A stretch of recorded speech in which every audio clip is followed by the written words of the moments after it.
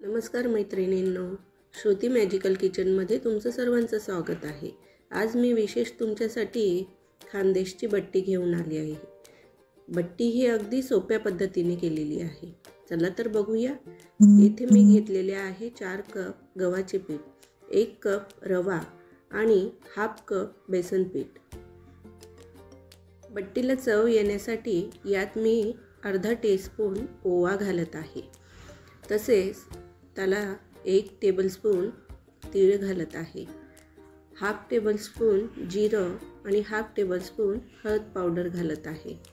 हे मिश्रण आपल्याला चांगले मिक्स करून घ्यायचे आहे। बट्टी छान फुलण्यासाठी यामध्ये हाफ टेबलस्पून सोडा घालत आहे। चवीनुसार मीठ घालायचं आहे। त्यात थोडे ऑइल मोहन म्हणून घालत आहे।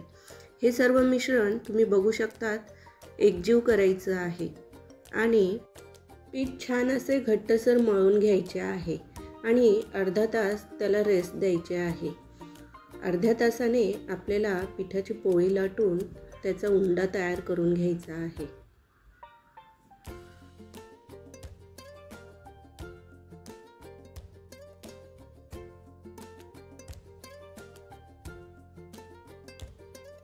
हे उंडे आपल्याला 15 मिनिटं वाफेवर शिजवून घ्यायचे आहे।